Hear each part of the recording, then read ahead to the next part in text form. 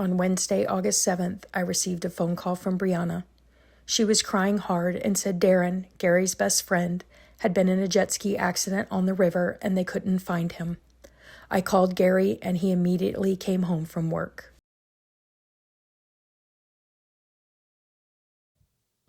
Hurricane Debby was a slow-moving, highly destructive hurricane causing severe flooding from Florida to Quebec, becoming the costliest natural disaster in the history of Quebec. After crossing the Greater Antilles, the system organized over Cuba. After exiting Cuba, it became Tropical Storm Debby, traversing the Florida Strait. States of emergency were declared for Florida, Georgia, North Carolina, South Carolina, and even Virginia. Debby moved north and intensified into a Category 1 hurricane, making landfall near Steinhatchee, Florida on August 5th. Debby's slow motion accumulated peak rainfalls of 20 inches in Sarasota, Florida. 24 tornadoes were generated along the east coast. Quebec's rainfall peaked at 8.7 inches, with destructive floods becoming the costliest natural disaster in Quebec's history. Total damages reached $4.5 billion. But the worst part of Hurricane Debby came after the storm passed, as flooding began. Floodwaters accumulated and overflowed from areas north into the Myakka River basin, overwhelming stormwater systems and breaching levees. In all, 18 fatalities have been attributed to Hurricane Debby. This is the story of 2 lives lost in the flooding of Greater Sarasota and Venice areas, and the incredible men and women, friends, family, and fearless volunteers whose search for the missing brought one community closer together forever. This is the story of Darron's Posse.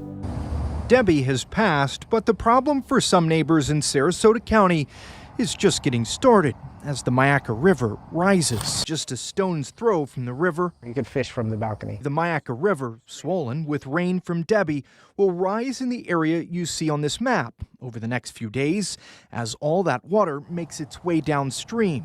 The county has opened a shelter and 2 sandbag sites and is encouraging people near the river to get prepared. Fortunately, neighbors along the Myakka have a little bit of practice when it comes to this river rising. During Hurricane Ian, they tell me water maybe reached about 6 feet up some of the homes. In Sarasota County, Chad Mills, ABC Action News. First tonight, just days after Debby moved out of Florida, the threat of flooding is growing in her wake. Drone 10 flew over this neighborhood in Valrico, now underwater as the Alafaya River rises. And that's not the only neighborhood seeing the impact. Last night, we took you to Pasco County, where the Anclote River was threatening homes. And tonight, the same is happening along the Myakka River in Sarasota County. And this is Nighttime. I'm Dave Wagner. The area is under a flood warning right now through Saturday. And 10 Tampa Bay's Chris Hurst is in Venice tonight. Dave, the Myakka River is still rising, and it will keep rising for the next 3 days, likely cresting right at major flood stage. That's about 10 feet. All low-lying areas around the Myakka River are at risk for flooding through Saturday. Sarasota County telling residents to be prepared to evacuate. We are sending targeted messages and alerts to people in the community so that you will have more specific information about the timing for when we anticipate that occurring in your area. Most of the county, except the coast, is in the Myakka River basin. So when Debby's relentless bands of rain caused flooding farther north, the water flowed south.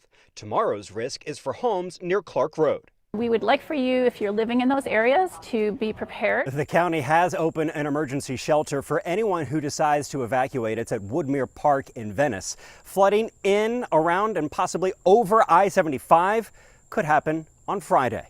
Live in Sarasota County, Chris Hurst, 10 Tampa Bay. Breaking news at this hour, FWC searching for someone who fell into the Myakka River. The agency says a boat with 3 people on board hit a personal watercraft. That was around 11 o'clock this morning. The 3 on the boat are okay, but crews are now searching for the person on the watercraft. Gary's best friend, Darron Rose, has been in a jet ski accident, and they have been unable to find him. They have found the jet ski. Darron has 2 adult children and a 5-year-old son. We need every river rat and Bubba with a boat out here looking. area of Border Road and Sleeping Turtles Preserve. Update. They are shutting down the river and asking that no one else try to put in a boat. There are divers in the water. Asking for prayers if you live near the Myakka River and are able to go out and search. Update 5:50 p.m. Recovery efforts are being suspended due to dangerous conditions on the river. They will be reconvening tomorrow morning at 7 a.m.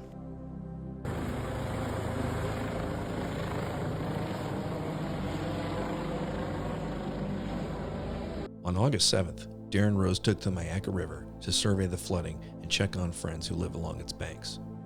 While traveling around a blind corner at speed, his personal watercraft was impacted by a John boat with 3 teens who were traveling at speed in the opposite direction.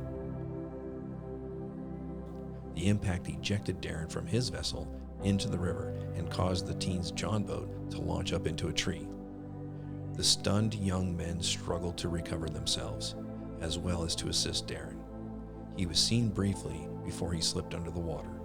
The boys frantically called for assistance. Without a personal flotation device being worn, Darron did not resurface. Marine units, divers, and helicopters responded from both the Sarasota County Sheriff's Department and Florida Fish and Wildlife Conservation Commission. Arriving on scene by vehicle, vessel, and aircraft, they began a hasty search of the impact zone as well as areas upstream and downstream. Darron's friends and family began to form a search posse and patrolled the river in both directions, looking for any signs of Darron and his belongings. The Marine units secured both vessels for investigation. As FWC and sheriff divers entered the water, they shut down the river for several hundred meters upstream and downstream to ensure the safety of their divers from passing vessels. At 5:50 p.m., recovery efforts were suspended by both public safety dive teams due to the treacherous conditions, with plans to reconvene 7 a.m. the following morning. As seen from the sheriff's helicopter video, the impact zone was accessible by vehicles along the banks on August 7th. In the following days, all of these areas became flooded by the river, which overflowed its banks and continued to rise above treetops. The area became a floodplain, accessible only by boats. Darron's posse returned to the Myakka River after law enforcement departed. Their presence and patrols ran early morning and into the night for several days. They used every local resource imaginable to continue the search, including building underwater pole cameras, snorkel diving the banks, pole searches, patrolling, and sending private open water diver friends into the dangerous currents. They were told that public safety divers may have spotted an anomaly that might be Darron near the impact site, but tangled in submerged barbed wire as their divers reportedly became snagged in underwater obstacles, roots, vines, and debris while fighting the current. So they focused on the impact zone and surrounding areas where he might be. Unfortunately, sonar was seeing the tops of trees and the bottom of the river, but the depths in between were invisible to sonar, requiring zero visibility dive searches. The posse was also told by the Marine unit that in most cases, victims of vessel impact are found within 100 feet to 100 yards of the impact zone, regardless of currents, tides, and other conditions. Following those recommendations, the posse focused their searches between the impact zone and curves above and below it, while also continuing to patrol a mile beyond it downstream, just in case. It's been a gut-wrenching day. Gary and 7 of his buddies have been on the river since 9:30 this morning looking for Darron. They basically swam the banks of the Myakka, which are currently flooded, feeling underwater as they made short dives. Then this afternoon, they went diving with equipment for a few hours before the sun went down. The Myakka is, at the same time, flooding our neighborhood and streets. It is moving fast and strong, so everyone out there searching, professionals and friends alike, are risking themselves to find anything that can give us all some peace. We were supposed to be heading to the Everglades today for the 2024 Python Challenge, but we have put it on hold at least for tonight. We are staying in a hotel tonight because we cannot get to our house due to the flooding. We will decide what to do tomorrow.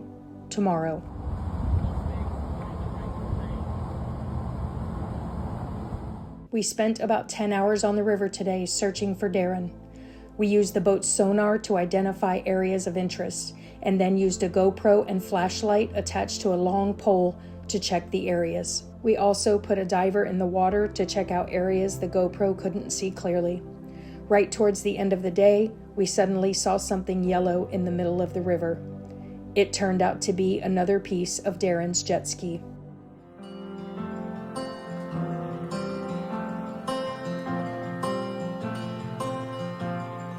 One little step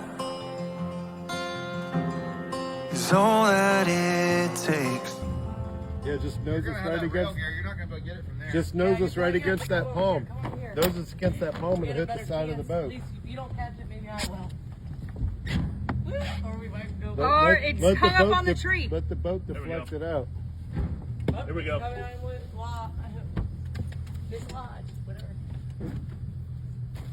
Right, go through the railing. Go forward a little bit. Go through the railing. Here, I got it. Through it. I got it. Did you get it? Yep. Oh boy. All right, y'all. Today, we searched for Darron using a live feed underwater camera. Originally, it was on a line, but then one of the MacGyvers of the group got the idea to attach it to a pole since the current is so strong. We also walked the shallower areas and used a kayak to get where the boat wouldn't fit.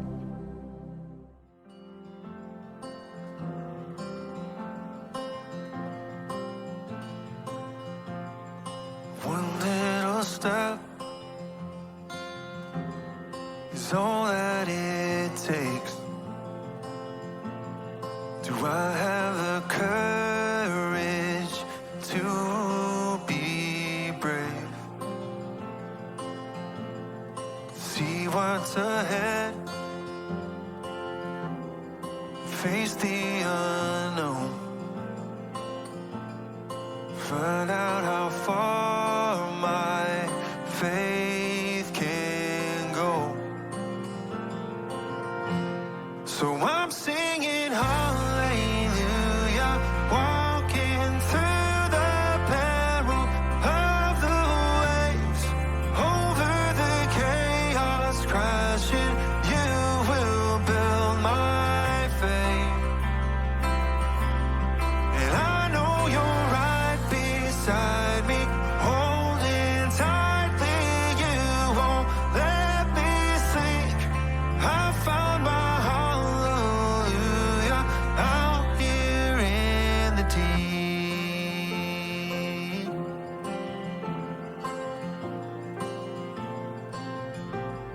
I might be afraid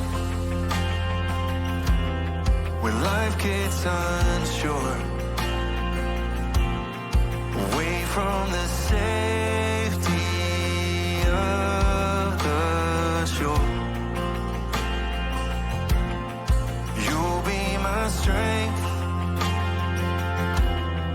when I'm not strong. You'll be my anchor through it all.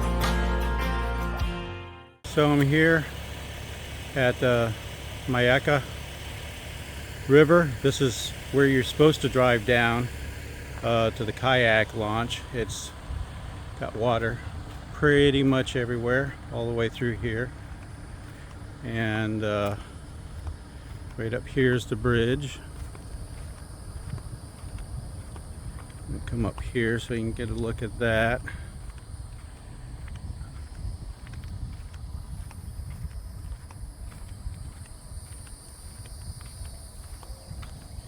It's pretty flooded over there too.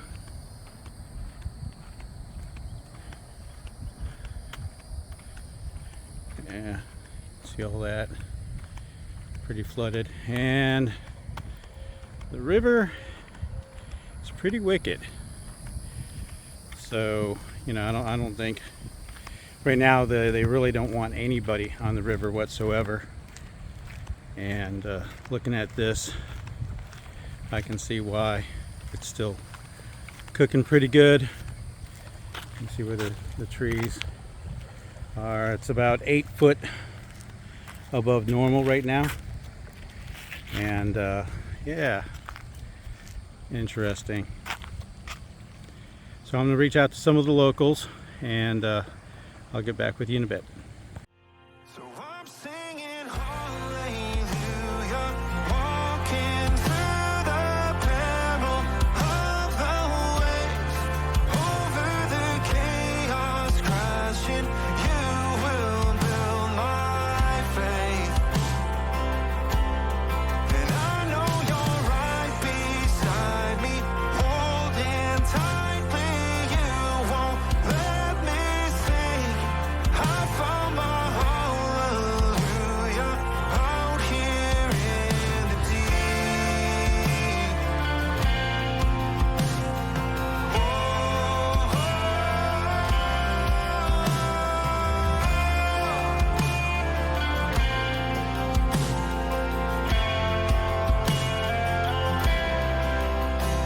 When I pass through the waters, you'll be there.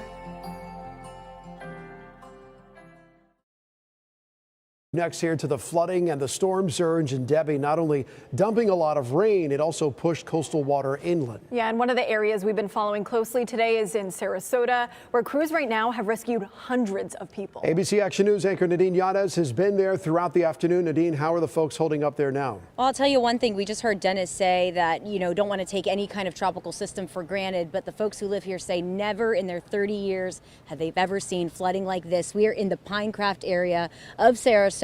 This is right off of the Philippi Creek, actually, and it does connect to the bay, so it's possible that there was some storm surge. We have seen rescue crews rescuing hundreds of people. The last number we had was up to 500 people since sunrise, and that is not stopping. This while we saw crews literally chin deep in water rescuing people all day today. You see they're still standing by here. They have boats still out. It wasn't just crews, neighbors helping neighbors. That was the story that we saw today, what we see after every storm. Flood controls overflowed their banks, creating deadly conditions. Water was released at free flow rates to prevent collapse of infrastructure. Entire communities were engulfed in flooding as dams were topped by waves of water. Homes in non-flood zones were destroyed, citizens evacuated, and rescuers deployed. Streets were filled in neck-deep water, hiding dangers below, as cars turned into puddles with hidden rivers raging below. When our team heard of the disappearance of Jose and Dino in his truck, we feared the worst. Knowing our sonar equipment is best suited to locating vehicles underwater, Vern made the tough decision to head towards the Pinecrest neighborhood and begin searching Philippi Creek, which stood between Jose's home and the job which he worked so hard to support his loving daughter and wife. Tonight, a family in Sarasota is desperately searching for answers after a father disappeared during the height of Debbie's torrential rain. And thanks for joining us tonight. I'm Dave Wagner. Jose Andino was driving to work from Sarasota to Bradenton when he encountered flooded roads and his cell phone last pinged near Philippi Creek, where flooding devastated the area. Just hours ago, his daughter told 10 Tampa Bay's Chris Hurst she's holding on to hope, but bracing for the worst. We're very close. It's literally us two. Scarlett Andino says her father, Jose, is her protector. That's why I still live with my dad, too, because he wanted to make sure me being a woman, I was safe. But Monday afternoon, while Debbie was unleashing historic rain and flooding streets and homes in Sarasota, Jose was trying to get to work in Bradenton. So I called him, make sure that he knew that where I was, and I was telling him, like, hey, there's a lot of flooding. She made the call just after 1:30 p.m. His shift ends at 2 in the morning, and when Scarlett woke up Tuesday, he wasn't home. So I checked outside and his car wasn't there, and that's when I started like, that's not right, like he's never not come home. She's been frantically searching for him and his red Toyota SUV ever since, checking hospitals, driving up and down his route to work, and calling the sheriff's office. My dad's case became a missing persons case yesterday after we kept going to the location, really telling them like it's already been this long. He hasn't shown up to work or home. We're worried, especially with the storm. She says a detective told her today that they searched along Philippi Creek with divers and sonar, with no luck. I really don't know, and I feel like I've been trying to stay strong because the moment I break down, like I'm not gonna know what to do. Her mother, Jose's wife, still lives in their native Honduras, and she's an only child, trying not to let her mind wander to the worst. Of course, I'm always hopeful, I want my dad back, like I do. But still searching for answers. Like no matter what, in whatever condition, like I just want my dad back. In Sarasota, Chris Hurst, 10 Tampa Bay. And we should mention here that Andino's daughter is planning a search party starting dawn tomorrow morning at Pinecraft Park. The sheriff's office tells us they are actively investigating this case, but had no additional updates tonight. The Sarasota Sheriff's Marine Unit worked the lower 3 miles of Philippi Creek searching for Jose Andino based on his last cell phone ping. At the north end of the creek, another sonar team checked ponds in the area and along the west banks across from Philippi Park, while Vern used his uncrewed sonar surface vessel to search the creek just below the Bahia Vista Street. Running late into the night, Vern returned to camp in his trailer right around midnight, knowing there would be Marine units and other sonar searchers working Jose's disappearance, and knowing that all hands were needed to search for Darron Rose, which would begin the next morning. Desperate to find her father now 7 days after he disappeared.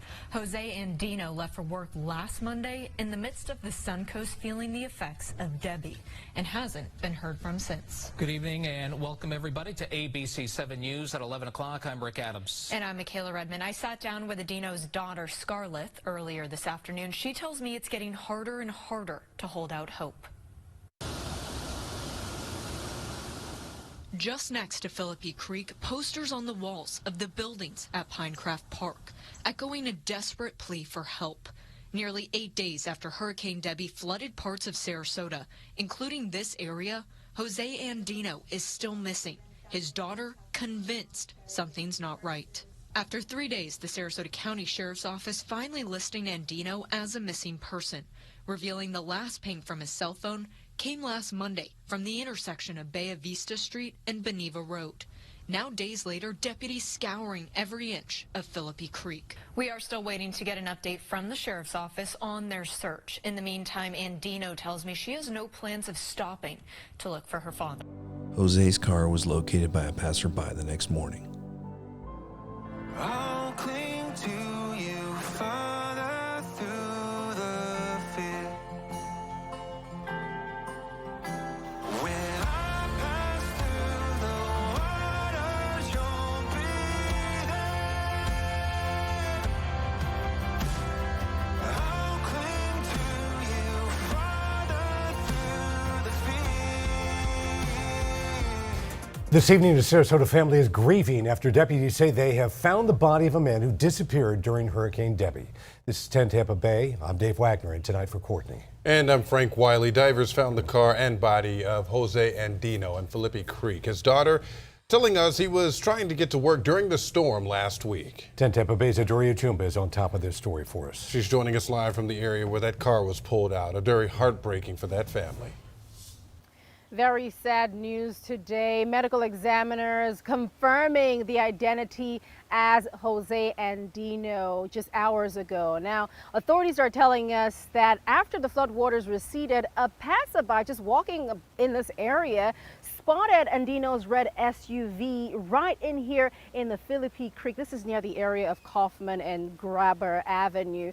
Now, the divers from the Sarasota County Sheriff's Office arrived on the scene to investigate, and that's when they discovered it was a Sarasota dad inside.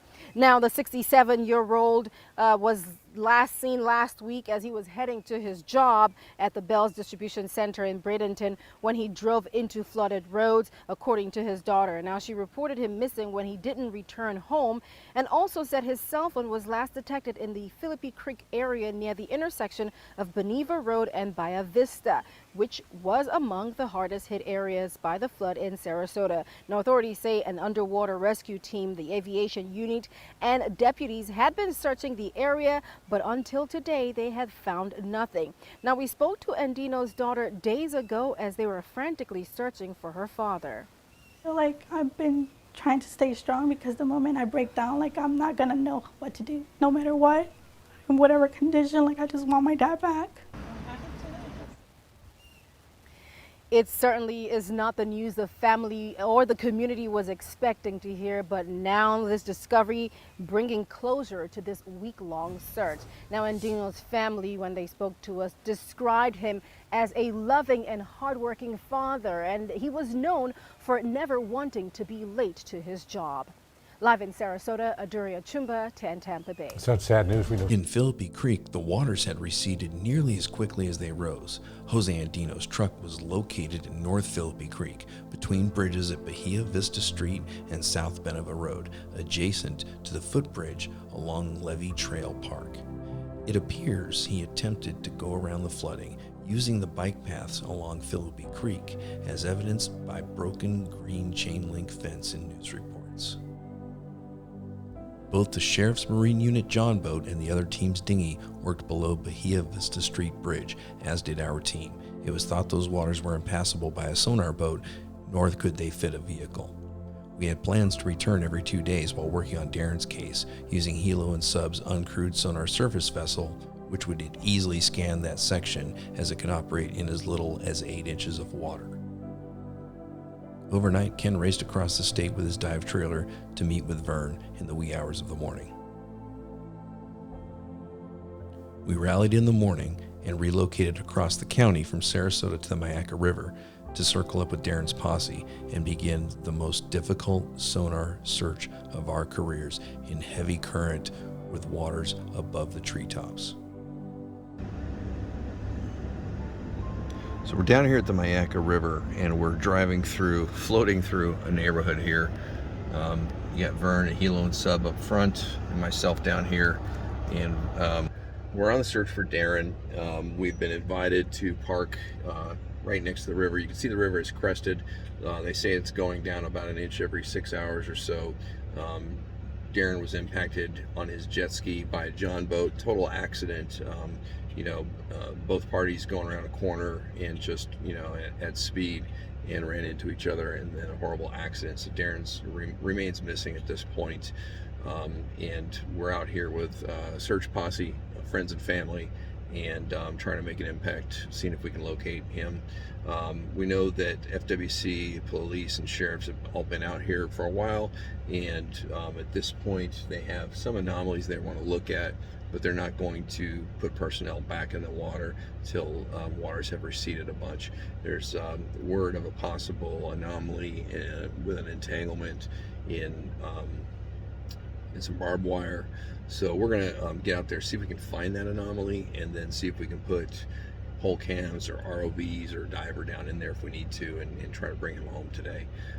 Just driving through this neighborhood, you can see some flooding devastation. Fortunately, these folks live on the river here, so they're smart enough to build up a little bit. There's a car right across from me, and you can see there's a tow strap on the trunk of his car.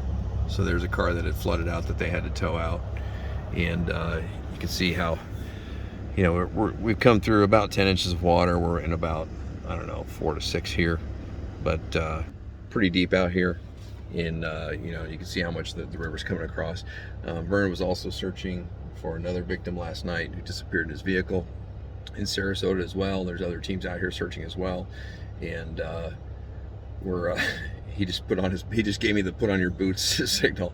So anyway, there's lots of areas that are still inundated, and we're going down streets with flooding debris on the side of the road, mattresses and things that have flooded out. So anybody who wasn't built up in a lot of these areas is having to rip out their homes to mitigate the flood and the mold and all that stuff. So we're going through a lot of neighborhoods with power out and furniture, drywall, debris, carpet, all that rolled up outside of the houses. So anyway, we're meeting about 8 o'clock, 8:30 or so. It's 8:30 now, and we circled up. I drove across the state last night. Vern had been here since the day before, been on this search a little bit, and then I called him late last night, told him about another case. He did a little bit of ROV searching over there, and now we're circling back on this case with the missing jet skier here in Sarasota, and gonna circle up with a posse, get on the water, and see what we can do.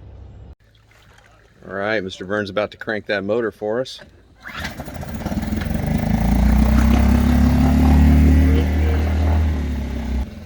All right, we're heading out on the Myakka. Going to do some sonar and live scope, see if we can find that anomaly that was spotted earlier by FWC, and see if we can help these families out. So stick around, we'll see what we can find. So I'm singing hallelujah, walking through the peril of the waves, over the chaos crashing. You will build my faith, and I know you're right beside me, holding tightly. You won't let me sink. I found my hallelujah out here in the deep. I found my hallelujah right here in the deep.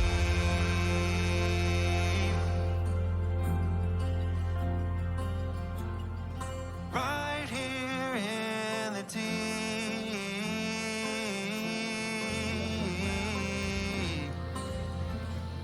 Out here in the deep. All right.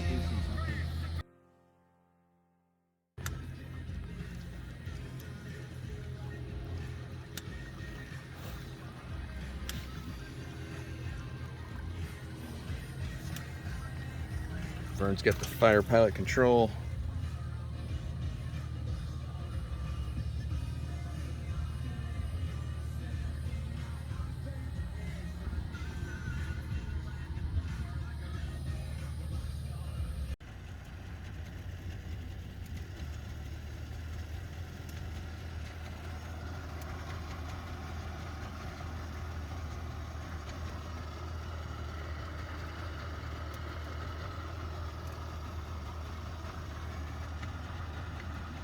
We can get in and look at so many different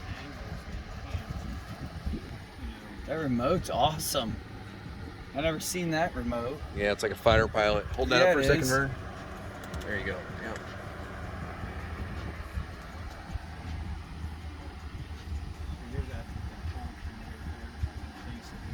Yep, you can see it right there. So right now we're penetrating into the trees using the ROV. Vern is flying right now, and then he's got one screen on. He's watching, and then we've got another one here that we're watching here with the captain. And we're just checking anomalies all the way down both sides of the river. After running sonar throughout the trees, we sped upriver to meet the rest of the posse at the impact zone to thoroughly search deep below the tree trunks where the boats had collided. Captain Tony set us up to tie off at those exact trees.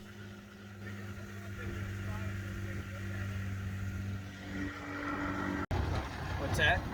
We'll pull it alongside you. Okay. Right here is a rope. I'll let you tie it. To whatever you want to tie it to.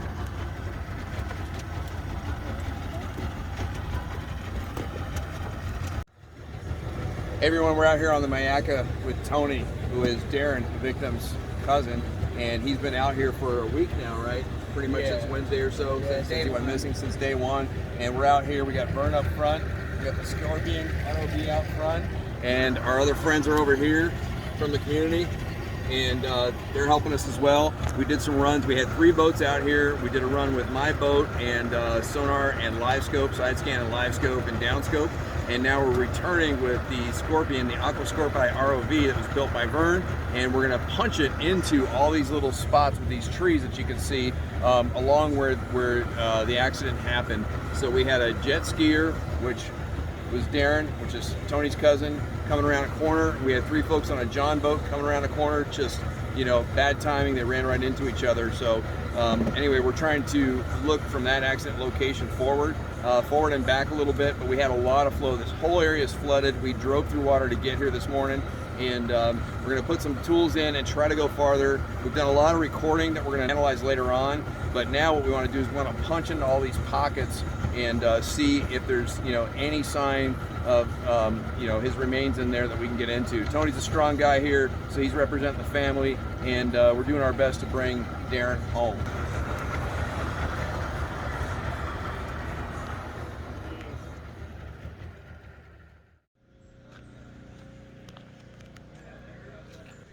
So this morning when we came here, this road was about a foot deep in water. As you can see, the floodwaters are receding from Hurricane Debby, but we're still looking for our missing victim out there.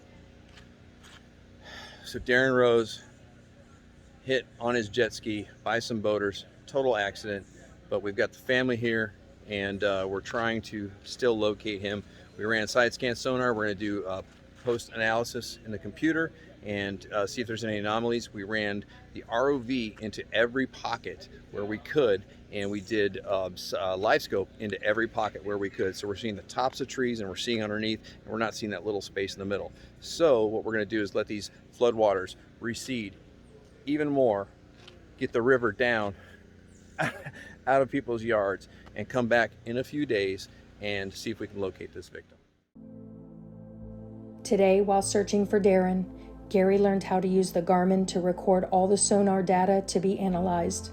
The sheriff's office paid us a brief visit too. They flew in low and circled us a few times, then followed the river south. We noticed water levels dropping today, hoping for some answers soon. So here we are, day 2, searching for Darron here on the Myakka River. It's still pretty high. We're waiting for it to come down. The currents are still going pretty good. I got my Bass Hunter in and doing sonar searches and stuff. I'll give you an idea what the river looks like. As you can see, that palm bouncing back and forth, that's normally just a palm tree on land. So that kind of gives you an idea of the currents and stuff coming through. We're still trying to do everything that we can, not only to look for him offshore in the waters out there to see, you know, if he's out there somewhere. When he went into the water was before it flooded up to this stage, so, you know, pretty much anything can happen. So we're keeping an eye out for all possibilities.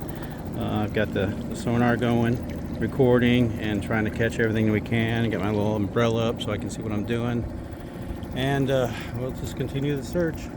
Hopefully in the next few days the water level will come down so that we actually start seeing land.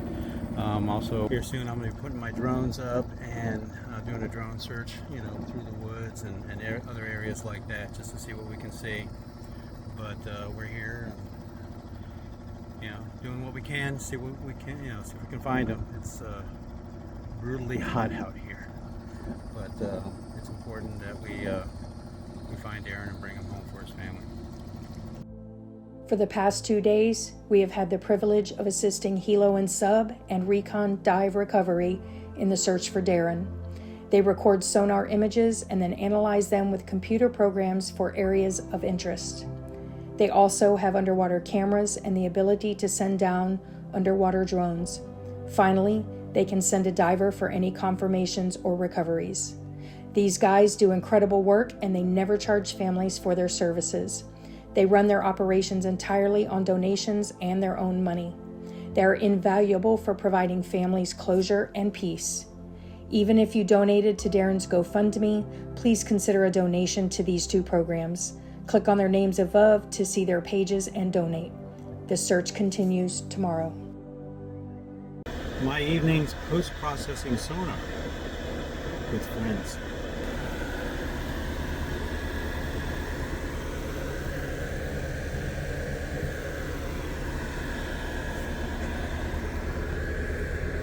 Freddie. Yeah, buddy. All right, back to it. In a process unique to our team, as sonar data is collected daily, it's exported from every boat and uncrewed surface vessel. It is scrubbed, formatted, and processed into large format files, which we can scrutinize in downscan and side scan modes. We analyze each side scan path separately on a large screen, marking GPS waypoints for areas to re-inspect the next day. This ensures no anomalies are missed due to glare or distraction while on the water. Lastly, the data is overlaid onto Google Earth Pro to provide law enforcement clear maps of the waters below, so they can see exactly where we have searched, as well as how thoroughly. We leave nothing to chance. The following day, targets of interest can be rechecked with LifeScope, ROVs, underwater cameras, and divers. All right, so we're out here. It's day 3. water levels are still kind of coming down. One of the things that we've done is we've come ashore and we've been wading through areas, such as back over that way, around this pavilion, and then off towards the corner or the bank that's just off this way. Some areas up to our chest and stuff like that, using boat hook poles to check out in front along the banks and stuff like that, to see what we can see.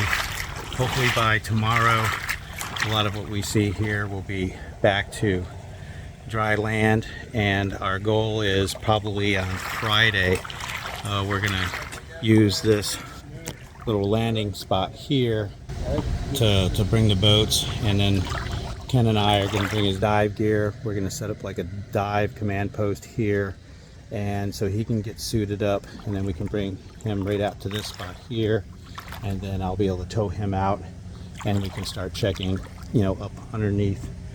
If you look across the water here, there's so many trees that are still underwater, good portions of it, and then back underneath that is where the bank is. And so what we'll be doing is basically going up and checking all those different areas. But it's at least today, searching so far has been a little cooler, especially when you're like up to here in the water. Here, let me give you a little sense of what it looks like here. At one point, that picnic table was floating. We had to actually pull it from way back there underneath the gazebo. But all of this was probably waist deep or higher. Right now it's just above the ankle, so that's not too bad. But we searched back through all of this, and again, if you follow this trail off into the distance, that's where it goes through around this corner, and there's a lot of the current and stuff like that going. I'll do a little video once I'm back out in the boat that shows that area there, but we've tried to boat and pull, hook and pull all that. So, all right, now we're getting back out of the water and continuing doing what we can to find Darron.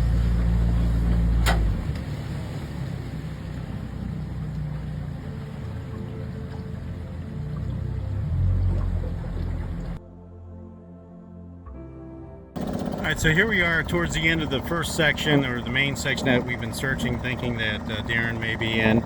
And as it comes around to this 90-degree turn, which I'm about to show you, you can see that it does get much more interesting, and there's all these areas up through here where the water's flowing that we were actually able to walk through over by that big tree and stuff. So we were able to walk and use poles to search and go down the banks and all that. But as you can see, it gets pretty wicked through here, and there's just so much foliage, things underwater, so many things. That's why we think he's probably, further up along the probably along the left-hand bank from our direction that we're pointing now.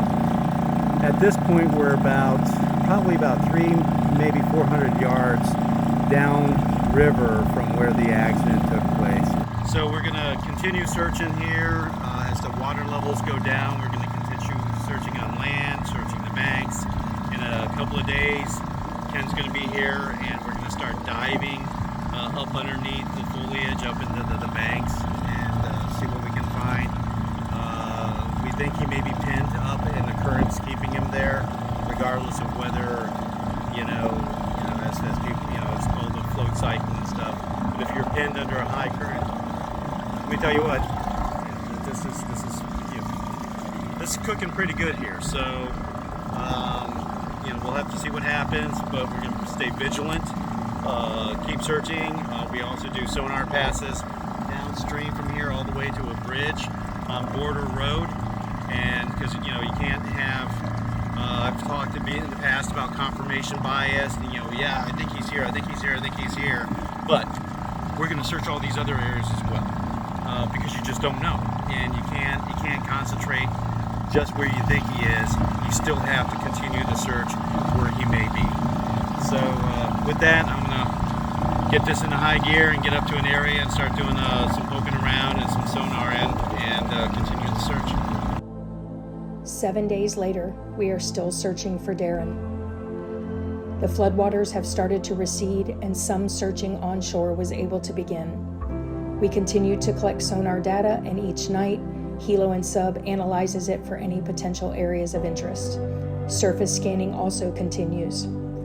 Divers should be able to deploy within the next 48 hours. For those who have wondered why the search area has not been expanded, we have spoken to no less than 6 rescue recovery professionals from various agencies over the past week, and they all state that 99% of the time, recoveries are made anywhere from within 100 feet to 100 yards of the crash site, despite currents, tides, and other factors. We will be back tomorrow. With Vern leading sonar missions and pole searches of the low country areas to rule out the impact zone, Ken headed 100 miles north for a special mission of his own. Having spent a couple days in the water, I realized I was going to need some specialty equipment for these dives. Descending to the tops of trees and then to the underbrush, I realized I was going to need some side mount equipment and proper wetsuit gear to get into this water so that I don't get too torn up in the thorny underbrush, and we were also told there was barbed wire. I headed up to see my friends up at Pinnacle Aquatics for some repairs of my old dry suit. They say the only good suit is a wetsuit, and that's usually true. However, the tuxedo version of that is the dry suit. And I've been diving a Pinnacle Black Ice dry suit since about 2010, 2012. It still works, it's still great, and it just needed some new seals. So I went and saw Damien and the guys, and they hooked me up with some great discounts because they support what we do. I also picked up some side mount cave diving equipment, which allows me to put tanks on my side instead of my back and allows me to squeeze into those really tight spots, really get in all the spots that the typical public safety diver can't get into. It allows me to get into what I call the squirrely stuff and really dig around and look for my victims. The previous day before our arrival, Vern had been in contact with the Sarasota County Sheriff's Office as well as FWC, Florida Fish and Wildlife Commission. They both had boats on the water. There were some public safety divers that attempted to look for Darron. They had a sonar anomaly, and what we were told is that they had Darron's body on sonar and that it was tied up in barbed wire, but their divers couldn't get to him because they were getting tangled up in barbed wire and risking penetrating their suits. Those divers are fully enclosed and sealed in tri-laminate suits with full face masks. The point of that is to keep all that nastiness that's washing down the river out of the hurricane, as well as any human remains or animal remains or chemicals or biologicals that may be in the water column out of their bodies. So being that enclosed, you have heavy duty gloves on your fingers that are vulcanized rubber and textured, so it's really hard to feel what you've got down there, and it's in zero visibility, blackout conditions, which is why we don't have any underwater video of my searches. And honestly, you wouldn't want to see if we did run across anything. We'd have to blur it out anyway.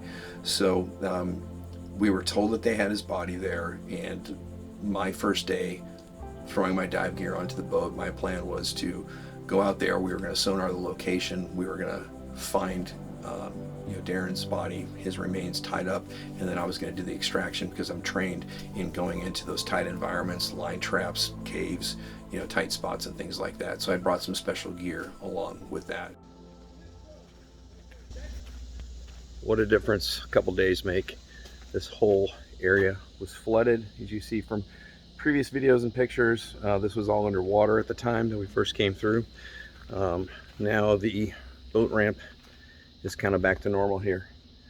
So we're gonna go out today, do some searching. We understand that FWC is gonna be back tomorrow.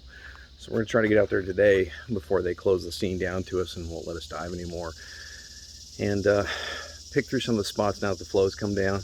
Sonar, ROV, and diving into the accident scene spot and also across on the other bank. I'm gonna go around the bottoms of these trees, which now we're starting to see where the high water mark was out there. You can actually see a line on the tree line, and it's coming down still way too high, but definitely down a few feet.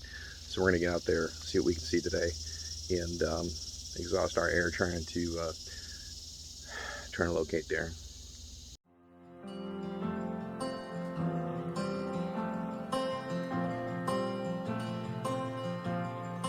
One little There were additional risks as well. About 3 years prior, in the Myakka River, a guy named Jeffrey Heim, who was a snorkel diver hunting shark's teeth recreationally, was snorkel diving down, pulling artifacts and surfacing, and as he surfaced he was hit in the back of the head with an alligator, and then as he fended it off, it also snapped onto his hand. Diving in the Myakka River when the alligator clamped down on his head. Fox 13's Jennifer Holton spoke to him today, and before we show you the video, we want to warn you that his injuries are substantial. Jeffrey Heim says it happened in an instant. It just hit me twice, so once right here, and I think my hand might have protected my face, maybe because I got a puncture wound on the top, puncture wound on the bottom. But it just happened so fast. There's nothing I could have done to defend myself. So one of the things we want to be really conscious of in these environments is the wildlife, whether or not they're aggressive towards you, whether or not they go towards the banks because they've been fed, or whether they're human aggressive or not. So we kind of watch those conditions when we see, you know, the critters on shore and moving in the water. Are they moving away from you in your boats, or are they moving towards you? You know, what is their interaction with the local populace? So that's one thing to be conscious of. The other is that in Jeffrey's case, and as evidence in most gator attacks, alligators are bottom-up predators. So if you're flailing on the surface, that's where they're going to get you. When he came up for air, that's when the alligator attacked. I come up and just get blasted by what felt like a propeller on a boat going 50 miles an hour. It pulled me down, pulled my mask off. He was able to get his head above the water when he says he locked eyes with the gator. We just looked at each other. I didn't flail around because that would have just triggered its prey instincts even more. So what we want to do is get in the water in scuba gear so we can remain down. We don't have to pop up for a breath and then get hit. We want to get in along the bank as quickly as possible, slide in, get to the bottom as quickly as possible, stay down on the bottom as quickly as possible, and for as long as possible, and only surface when we've got some protection. I've done a few dives with police divers where they had a SWAT team member with a rifle over the top doing overwatch, but we found most of the time a good loud motor will scare most of them away. However, in this river, it's one of the most alligator-infested rivers in Florida. It's just incredible, the amount of wildlife you see out there. Paramedics arrived within minutes. He was fighting at one point to remain conscious. It's very scary when you ask someone how bad it is, am I going to be okay, and they hesitate, and they just reassure you, and you can hear it in their voice if it's worse than what they're telling you, because that's scary. 34 staples and a mild skull fracture later, Heim says he's learned his lesson. Your life is worth more than any shark tooth or whatever that is for you, whatever you enjoy. FWC has been searching the Myakka River all afternoon for the alligator. They say trapping efforts are still ongoing. So knowing that, gotta have my helmet on. Helmets also help with, debris flying by. They help with gator attacks. Should you get hit, you won't have a cranial skull fracture like he did. I think he took 34 stitches and had a skull fracture. And they also help with boat props going by. If you happen to run into one accidentally or get run over or something like that, you can survive a lot, but boat prop to the head is pretty dangerous. And as you can see, I've got a couple dings up here from some other activities as well. So you got to protect the noggin, and I had to go get some of that special equipment to do this dive to mitigate some of those risks, but also to get into some of the tighter spots. So on this river, trying to figure out how to attack this dive, we had a problem, which is the way the water column was set up. So when they say the river is flooded 12 feet, that means that there's 12 feet above the normal river level, and then there's the normal depth below that, which could be 8-10 feet, etc., or more into a turn or some of the larger areas. At this high end of the river, you're looking at 8-10 feet for normal river level. The waters were going 8-10-12 feet above that. So what we have is 3 water columns to dive. We've got the tops of the trees and all that vegetation to get tangled up in, and then we have the trunks and the stalks, and then at this level you've got a lot of underbrush to get tied up in down below here, and so we're having to dive through the tops of those trees, and then we're having to come down the trunks over and up and back and forth, moving through those, and we're having to penetrate into the floodplain as well. And then at this level, we've got a little bank. So we're also diving down that sandy bank, and there's debris stuck in there. There's 2x4s with nails in it. There's all kinds of treacherous stuff floating by, and if you stop, the stuff floating by runs right into you. Then below that, right, represented by my wrist here, there's an undercut. So in that little undercut is where the river curves. You'll see undercut below the sandy bank. So that's another level below where the normal river bottom goes. And then you've got from there, you've got the undercut, and then all the way down to the center of the river. We could see the center of the river pretty good. We could see part of the sandy bank. We couldn't see the column in between the tops of the trees and the trunks because the sonar was hitting the tops of the trees and the bank, and we were losing that shadow in between. So it was really hard to pick out good anomalies. The other risk is when you're diving into that undercut will sweep through a curve and then it'll start to pinch off. So I'm getting into spots with side mount dive gear where I'm all the way into my ankles. I've got my arms and legs spread out as far as possible, hoping to bump into something. And as it's sweeping me downriver and I'm checking this crevice, it's starting to pinch off. So I have to make sure that I don't get stuck in there and then hydro-locked in there by the water flow, and I'm having to kind of claw my way, extract my way back out. I'm also getting legs and arms hung up on logs and all kinds of debris. I'm bumping into things that I believe could be, human remains. I'm bumping into debris, and I'm, rifling through all of that. I'm also running into a lot of really thorny vines, which was the risk to penetrating the suits on the public safety divers. It was actually not barbed wire, it was these monster thorns that were penetrating. As you can see later, my hands are completely torn up.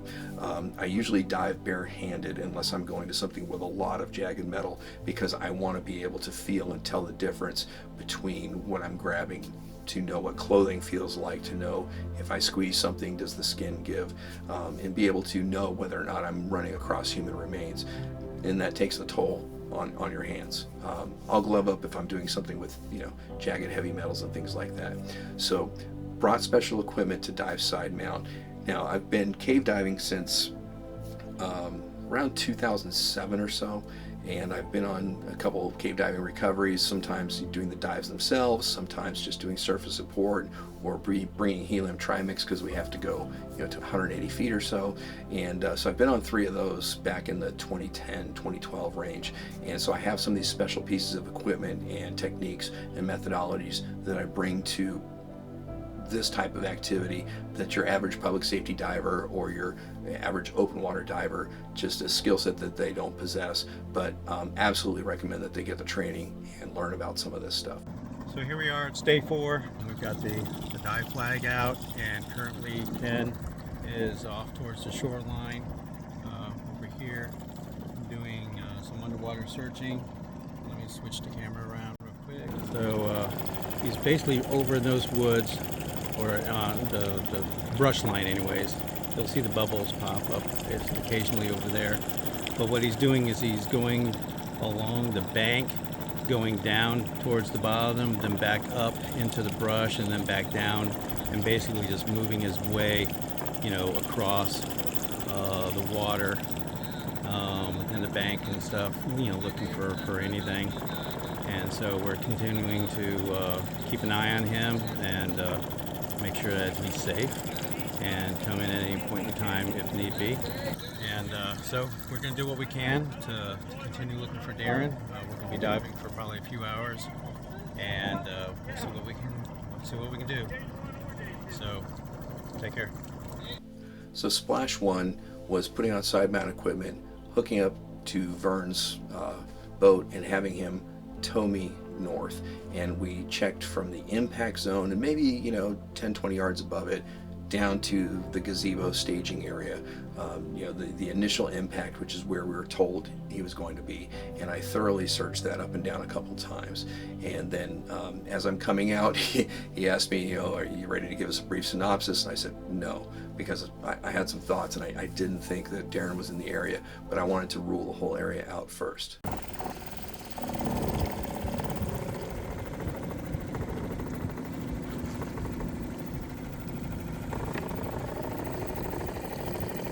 Hey Ken, you want to give us a synopsis? Okay. After the first dive, I did what's called a sit, surface interval time, where you spend time, getting some food and water in you, making sure you're not going to cramp underwater, etc., coming up with your next dive plan, and then I get ready for splash 2. Splash 2 for the second dive, we went all the way upstream to the next curve from the impact zone, just in case for some reason he was thrown farther than expected, just in case there was any debris, anything, eddies or currents that might have pulled him that way. And we searched everything down, all the little coves into all the floodplain areas. So sometimes I'm in 2 or 3 feet of water, sometimes I'm in 8 to 10, sometimes 15, 20, 22 or so. Searched everything we could all the way to the impact zone again, and then also back down to the gazebo staging area for another surface interval. So Ken's back in the water. It's about 4, going on 5 o'clock. Of course, we've got a wonderful thunderstorm coming through. Everyone's out here trying to not get so wet. But here, I'll kind of give you an idea. I got this under my, but you can see it's pretty good here. So still observing everything that's going on here. Seeing Gary over there, and Alan's behind me, and then Tony's out in his boat. Anyway, so Ken's over there. He's basically running the line just upstream of where we think the accident site is, but just in case it happened further up, he's going ahead and going through the water there, and then searching the shoreline. You can see the bubbles come up very often. So, yep, rain, shine, doesn't matter. If we need to search, we're out here searching, and that's just all there is to it. From everything that I've heard about Darron, he'd be out here.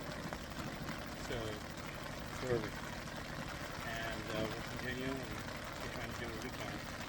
Having burned my 2 steel 72s and side mount, I switched over to my back mount rig and decided to search the inside curve. The outside sweeping curve is more likely that's where the debris and items are going to go when they're dropped into the water, but we also wanted to check the inside curve because it could possibly be that where he impacted and where the other boat went up into the tree, that he could have gotten thrown around that corner and then sucked back into the trees and gotten tied up in that area. So we decided to do that. I rolled off of Alan Pomerleau's boat, and immediately his prop was coming right at me. The current was so fast it was sweeping me down there, and then Vern's prop as well. So a great thing that I wear a helmet, and just not a really safe way to do that. So roll over and get down as quickly as possible. Dump all the air before you go, then just roll over and get underneath that thing as quickly as possible, and then hook onto a tree or something to kind of keep yourself in place. You'll also see throughout the dives that my head's popping up here and there, so I'm getting tossed and turned around, popping up, orienting myself, doing the prairie dog, where's everything at, and then dropping back down again, reorienting, saying, okay, I'm going to penetrate this way, penetrate that way, pop up, turn around, come this way, pop up again, okay, I'm going to move over, shift over, drift. And a lot of it was drift, hold, penetrate, go up trees and down trees. Every now and then I would find a giant tree underwater that was going all the way from the bank, the sandy bank area, deep below down into the middle, so I would have to ride that all the way down, hand over hand, into the bottom of the basin, making sure he wasn't pinned underneath there, and then back up. And this went on throughout the whole inside curve area on the less likely side of the river that he could have gotten caught. So right now we're at where the crash site was, and comes down trying to see if by chance it's thrown forward and is down in that area, and it's pretty wicked through here. So, but he's actually right on the bank. It goes from about 3 foot of water to about 8 foot. But, so he's sticking around those areas at the moment, touching these trees. Just to give you guys an idea of how this car is. Gets poured into the waves.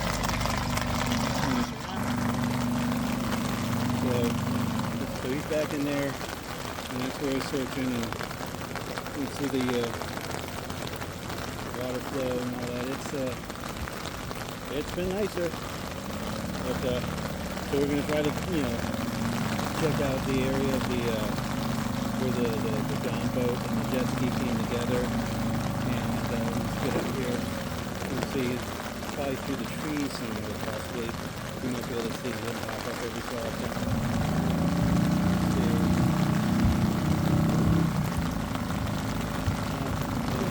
He's back in there somewhere. Anyways, I'm gonna get back to driving this thing so it's not so dangerous.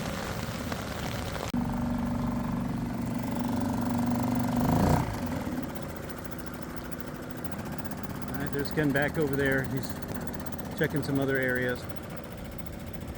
Going around the bases of trees, along the bank, and yep, getting tangled up. And but he's scouring this area as best he can. Make sure that we can kind of clear it. So there he goes.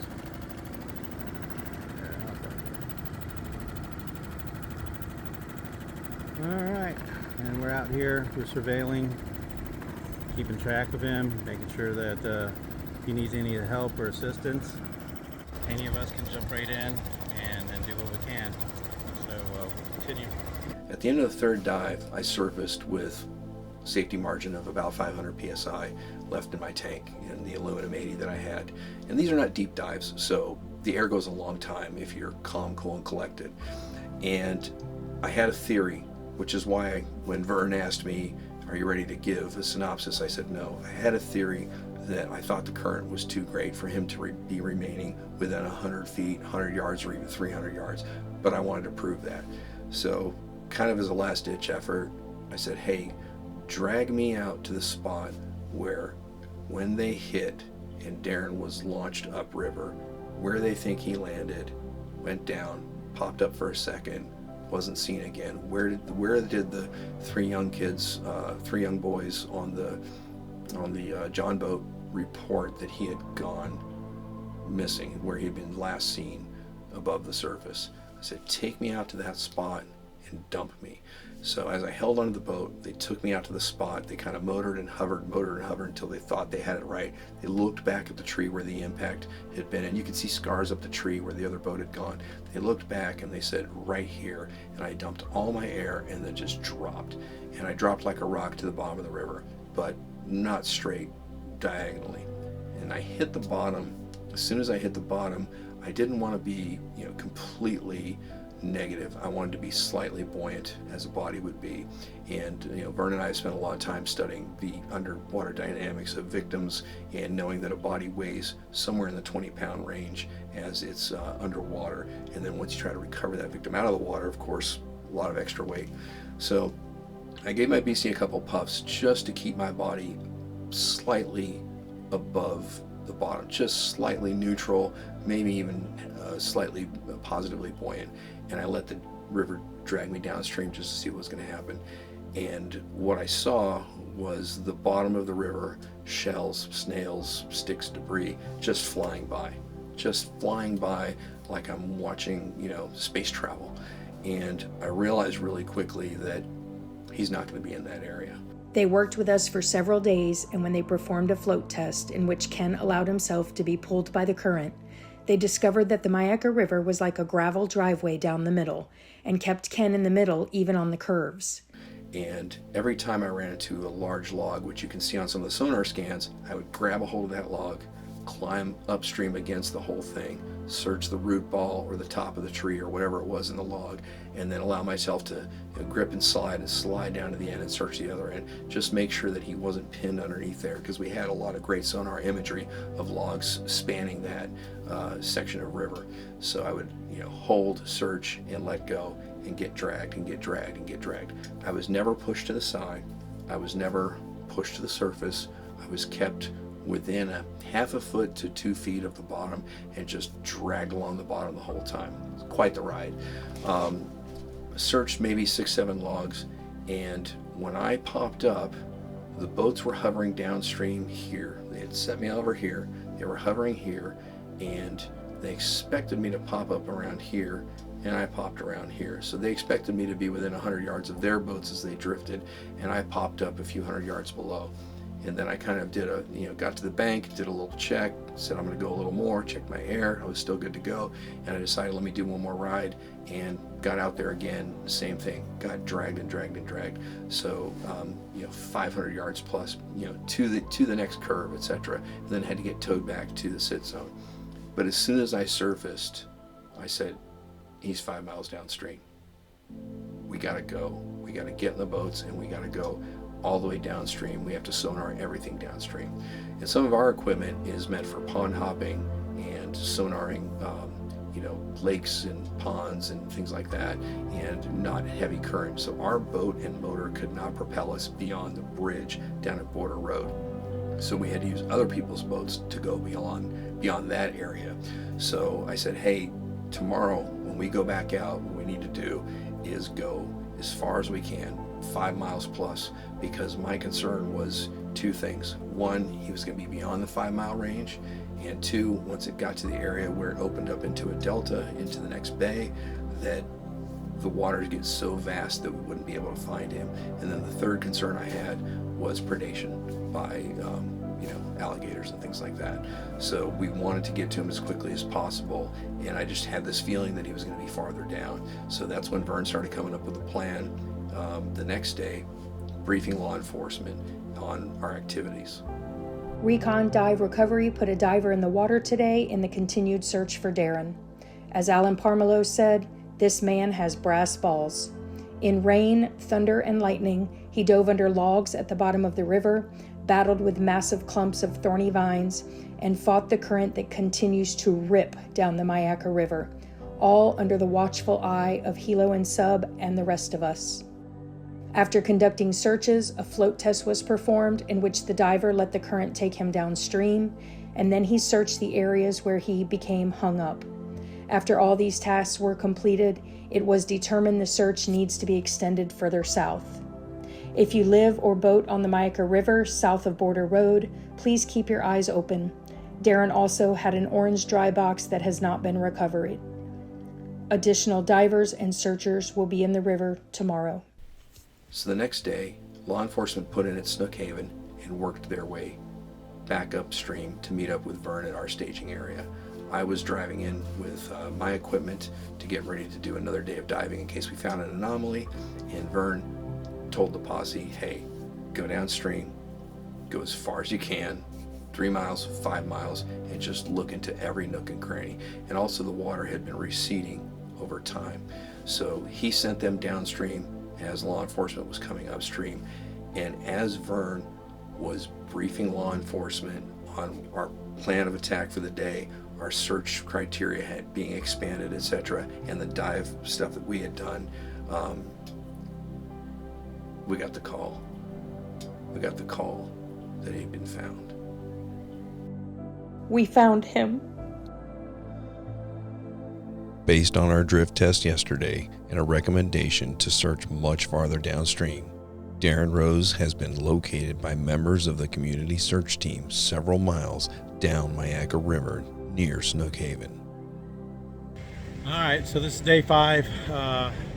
We put in the water and we started doing some searching in the crash area, and we made some discussions, and because of Ken's dive and thinking that he would be much further downstream, we went ahead and I had some of the family or friends in boats, told them just to head downstream and keep looking, and Darron's been found, and he's basically was found just south of Snook Haven, which is sort of there's a restaurant here and stuff. Basically, there's some of the friends, but just a little shorter distance beyond them is where Darron was found. He's been found. That's the most important thing, and now the family can start to heal. This led them to recommend we search further south, which ultimately led to us finding Darron exactly 3 nautical miles from the crash site. The map, which I created with my Garmin watch, shows the route and distance from the crash site, the red dot, to Snook Haven, the green dot, where we found Darron. Our grief is overwhelming, but we will move forward. We have learned invaluable lessons about this river, and Ken and Vern have new knowledge that will allow them to help other families who are grieving their missing.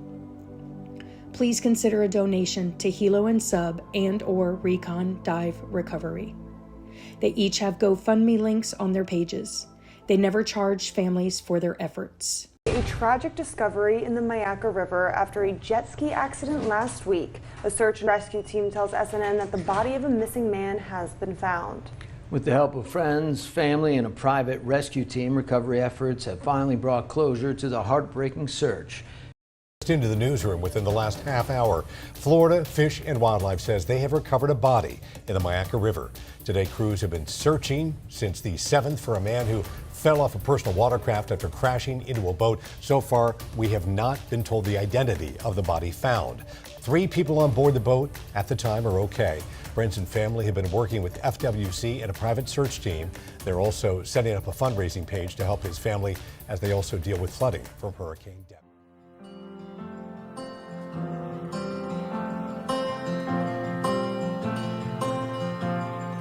One little step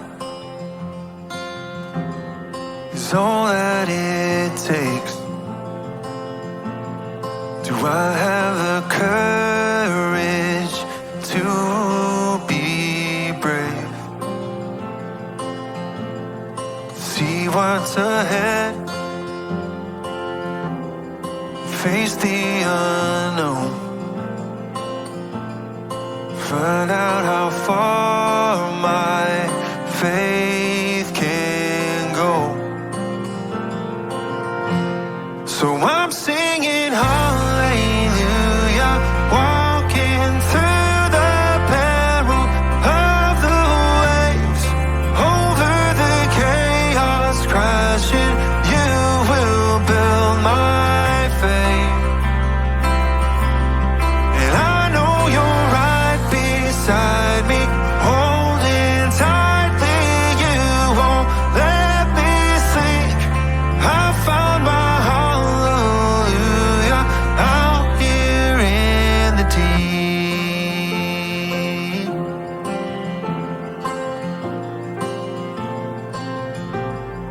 Might be afraid when life gets unsure, away from the safety of the shore. You'll be my strength when I'm not strong.